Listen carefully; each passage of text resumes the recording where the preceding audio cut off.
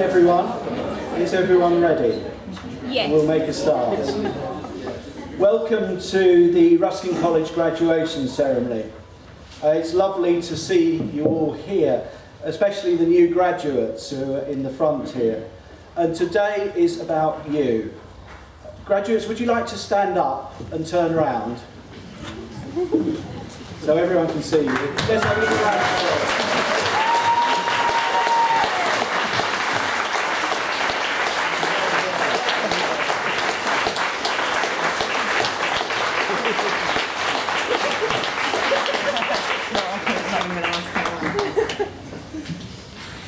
Thank you. Well, you've come a very long way since you started with us. And I'd like you to cast your mind back, perhaps to your interview, enrolment week, when you started. Your first lesson, your first assignment. How's it feel now? 4 weeks ago, I was up here speaking to the new students in this room, and I told them that in 1, 2, 3, 4 years' time, they'd be sitting here like you, in their gowns, celebrating their graduation.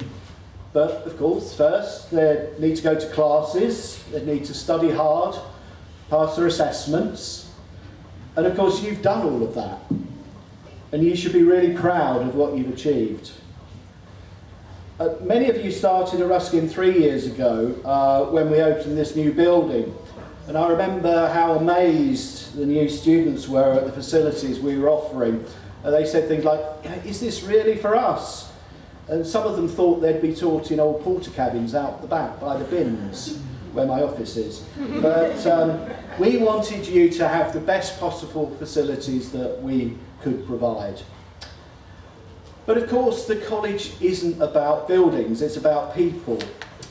We've got some lovely teaching rooms with first-class technology, but more importantly, we've got some brilliant teaching staff who are dedicated to ensuring that students succeed. And it's not only the teaching staff, it's the support staff, and we've got a fantastic team of support staff as well, in the library, in IT, in student administration, in finance, in the buildings, in the residences, in the cafe. And they're all there for you, and they've been there for you, I hope, throughout your journey. And graduates, again, would you like to stand up and give a big hand to the staff?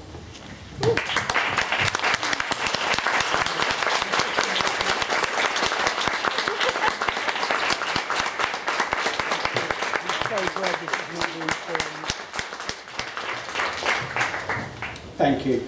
Ruskin College is 116 years old this year, and we've got a proud history of helping adult learners gain good qualifications. You'll know that our higher education qualifications are mainly validated by the Open University, which, like Ruskin, has a strong national and international reputation. And our foundation degree in business and social enterprise is validated by Oxford Brookes University. And we work closely throughout the year with the Open University and with Oxford Brookes to make sure our awards are of the highest possible standard. So you can be really proud of gaining your qualifications from those universities. And there's something else that you gain at Ruskin, which is sometimes unspoken, I think, and that's friendship. One of the great benefits, I think, of higher education is that you can make new friends. And some of them will become lifelong friends. And I hope during your time here you found new friends and that you'll stay in touch with them and they'll stay in touch with you.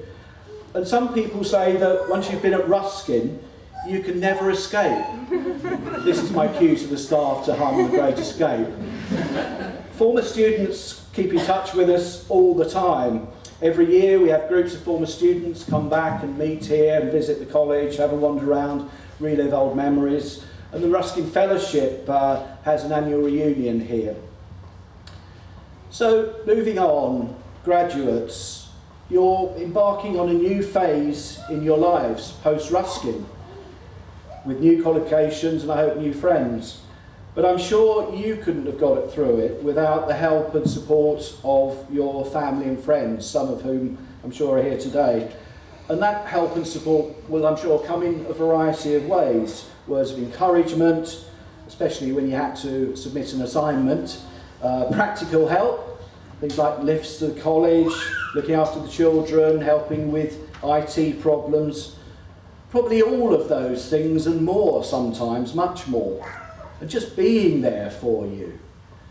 So graduates, one last time I promise you, I'm going to ask you to stand up, turn around, and give a big hand to your family and friends who are here today.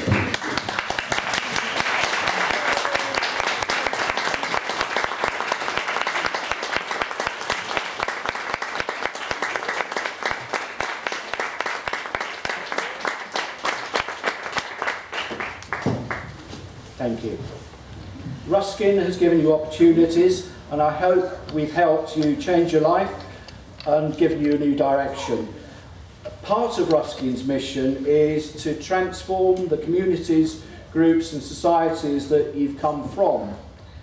We rely on you all to do that, so no pressure then. At this time and in this country, and as we'll hear in a minute, we need that change more than ever, I think.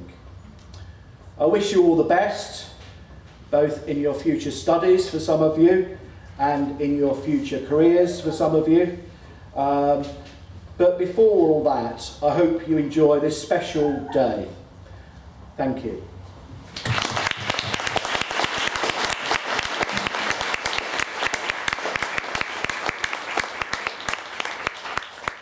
And it gives me great pleasure now to introduce a real friend of the college, Owen Jones.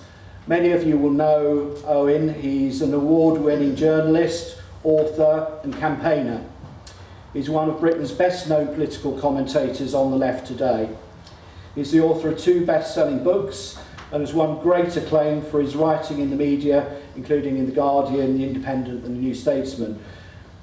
Owen is a frequent guest on programmes such as BBC's Question Time and Newsnight, and I'm proud to say he's also a patron of Ruskin's BA in Social and Political Studies, and has previously spoken of his great admiration for the college and its tradition of working class and adult education. So without more ado, Owen Jones.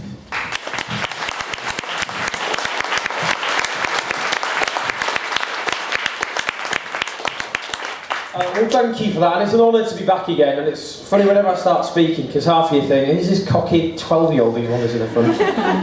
But I've taken the afternoon off the paper round to be here, so we've all made sacrifices. It's great to be here. I'm gate crashing a very proud day, and I think this has been quite a journey for many of you. And firstly, I want to say about Ruskin College and the admiration you say that I have so much of for this college, and I've been here a number of times.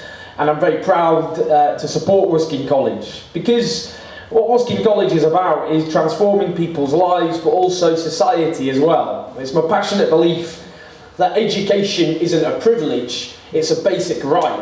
And it's a basic right everybody should have access to, regardless of their background or their age. A lifelong process that begins from birth and never ever ends. And that's something which is being often undermined in our society, but it's something that we have to keep fighting for and have a responsibility to fight for. And in the 19th century, when people started to campaign for working class people to have education, it was resisted by those with power because they rightly thought it would be subversive to do so, that it would encourage subversion. And education is subversive. It encourages us to understand the society in which we live, to understand how it works, and often to appreciate the injustices that don't just scar our society but define our society, and maybe to encourage us to think for ourselves independently about how we can change that society to make it something better than it currently is. And that, I think, is what education can do. You've gone through this journey. It's only the beginning, of course. This is far from the end. From now, for the years to come, the most exciting moments will come, and you've got this great, incredible launch pad that your education here at Ruskin College, and I'm glad your principal emphasises this was a collective achievement. You've all made great individual strides, but we're all, if you like, a collective product. We're the product of a massive team effort of your family, your friends, and of course the superb teaching staff over at the back. I'm not going to make you stand and cheer. They got the gist, and don't want them getting too big-headed. But this is a fantastic achievement of you, of the teachers, and of the college as a whole. Now, what I'm going to talk about is, I suppose, a plea. You know, you're going to have some rack up. You've already made some incredible achievements, but to encourage all of us in the years to come to do our bit in lots of other ways. Now, for me, what I believe in, the foundations of it is hope. And that sounds often like a meaningless platitude, motherhood and apple pie. Who doesn't believe in hope? But I think all too often we're told that the injustices that we confront, that, as I say, don't just scar but define our society, that there's nothing we can do about them. That injustice is a bit like the weather. You can complain about it raining, which it is very much doing so today, but that's just the way the world is. You've got to grit your teeth, you've got to take the blows. But I don't accept that. I think injustice is temporary, it's transient. It can be overcome if people have enough determination and courage and resilience. And that's the history of this country. And I'll talk about that in a moment, but the history of this country is of people not simply becoming resigned to injustice and treating it as a fact of life, but organising together on the basis that their strength, their collective strength together, could overcome these injustices and make society more just and equal and fairer. And that is something every single person has a role in doing. And I'll talk just briefly about those injustices. You know, this is a society where most people in poverty are in work, and they get up in the morning, they earn their poverty day after day, where workers have suffered the longest fall in their pay packets since Queen Victoria was sitting on the throne of this country, disproportionately women, where we have a situation where this is the 6th richest country on the face of the earth, but hundreds of thousands of people can no longer afford to feed themselves and are driven to charities, to food banks, to satisfy that most basic human need other than breathing and drinking water, to eat. 300,000 of them children. A society in which 5 million people languish on waiting lists for social housing, denied that basic right, that basic need, that basic aspiration, a home they can afford for them and their families, where millions are driven into the arms of private landlords who all too often charge rents people simply cannot afford to live on, lacking security for them and for their family as well.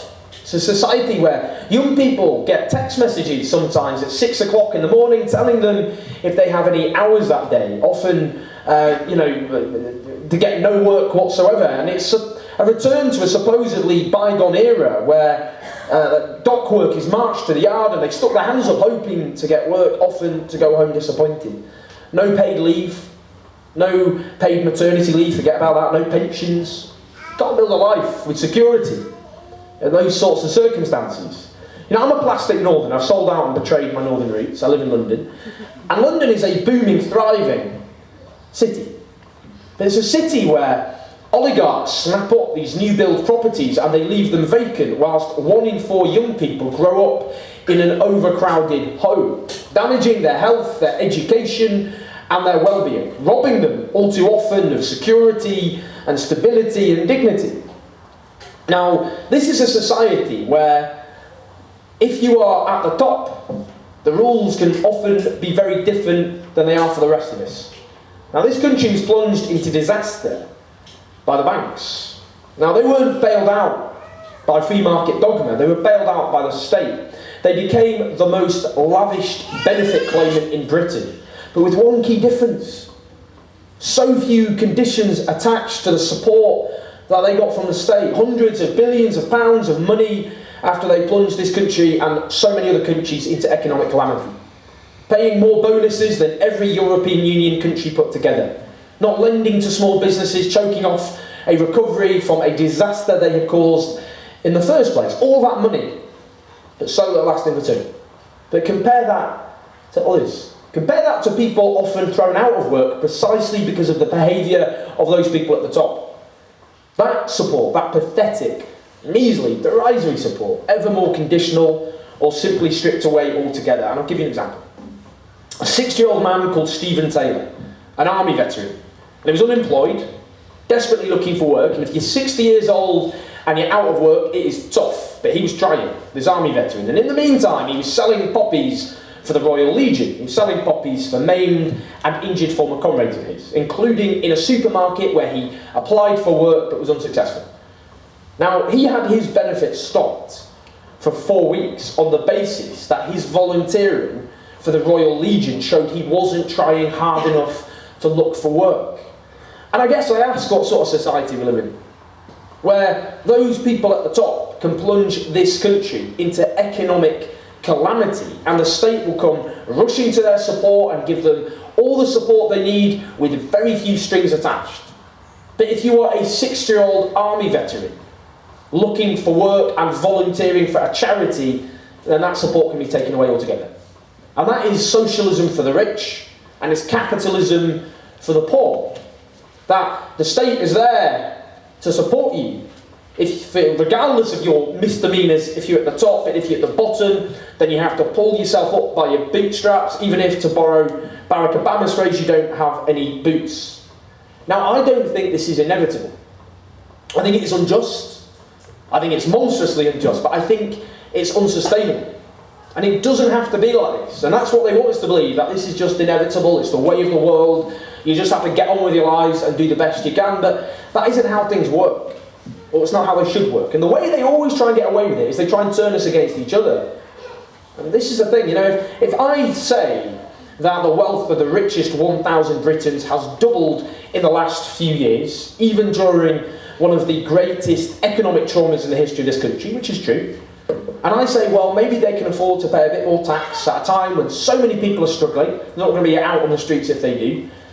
And you say that, and they accuse you of the politics of envy. Because if you stand up for the bottom 70%, they call you a class warrior. You stand up for the top 1%, they call you a moderate. But I think it's that lot. I think it's that lot that push the politics of envy all the time. They try and turn struggling people against each other. Low-paid workers, their wages too low because their bosses won't pay them proper wages they can live on. Their in-work benefits been cut by this government. But they say to them, don't be angry. Don't be angry with your boss. Don't be angry with the government. Instead, turn on the unemployed scrounger down the road living in a mansion made out of widescreen television sets. And they say to private sector workers, their pensions decimated. One of the great scandals of our time. Don't be angry with your boss. Envy instead the nurse, the teacher, the lecturer who still has a pension intact. Why should they when you don't? And they say to people who can't get affordable homes because governments won't build them, or they can't get a secure job because they've been stripped from our economy. Don't be angry with the powerful. Envy instead the immigrant taking the job at the home that should be yours instead. And what they're always telling us is not to be angry at the fact you're being robbed, but to be angry that your less deserving neighbour hasn't been robbed quite as much as you have.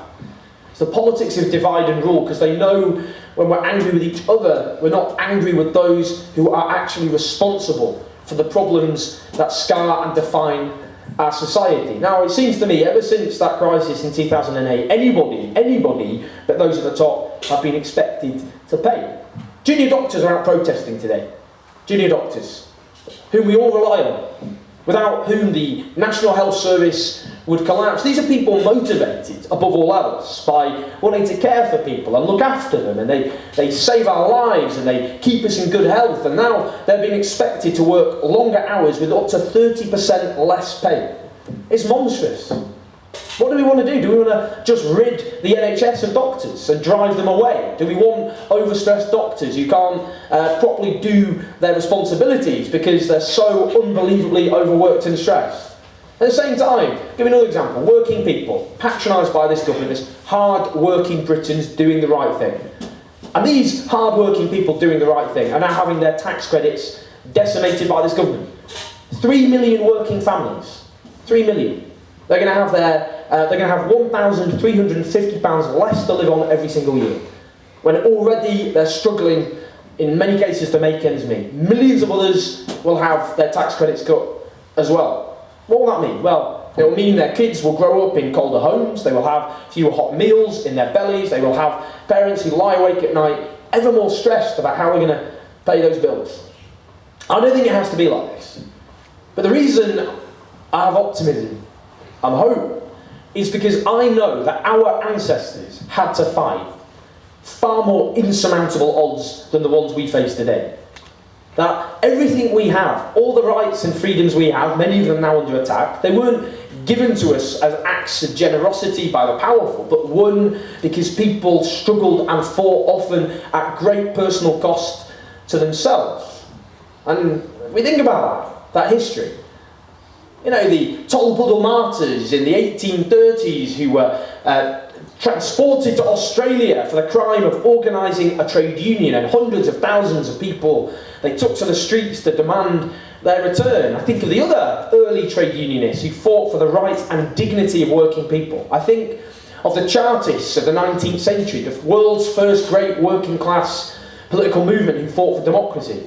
I think of the working class Mancunians in 1819 who gathered at St. Peter's Square to demand democracy and were massacred by the state for doing so. I think of the suffragettes, now lauded as secular saints, but in their time reviled and detested as anarchists and terrorists and locked up in prisons with tubes shoved down their throats. I think of those who fought for the National Health Service and the welfare state in the teeth of what seemed like overwhelming opposition from the powerful. I think of those who fought racism, sexism and homophobia, who were spat at in the streets and battened by police officers. We stand on the shoulders of giants. Everything we have won because some people in this room fought for them, and your mothers and your fathers and your grandmothers and your grandfathers and your ancestors before them. And it's not for us to allow the rights and freedoms they won at such cost to be undermined and chipped away, often with not so much as a murmur of protest. It's our responsibility to defend those rights and those freedoms and to fight for a different sort of society, a society that is more just and equal and fair, not a society run as a racket or a playground for those people at the top, tax dodgers and bankers and poverty-paying bosses, but a society run in the interests of working people, the real wealth creators who keep this country ticking day after day by their labour, whether it be by hand or by brain. And that is the tradition we all have to stand in. And that's my plea, I suppose, that if you object to the injustices that we all confront, then we all, I think, have a responsibility to do something about it. It seems daunting, but it's not half as daunting as what our ancestors faced. And we have to remember that if we have the same determination and courage and resilience our ancestors showed as they fought for our rights and our freedoms in the face of oppression and persecution and demonisation, if we have that courage and determination and resilience, then we can overcome every injustice that we face. Because injustice is not inevitable. It's created consciously by people, but also can be removed by people as well. So be proud of your achievements. You've got an incredible few years ahead of you. But in those years, as you make these great personal achievements and transform other people's lives, my plea is, let's all do something. Let's all get involved, however small a way, in the same tradition of our ancestors, to do something to organise and change this society and make it a more just and equal and fair society. That's what our ancestors did, and that's what we should do as well. Thank you.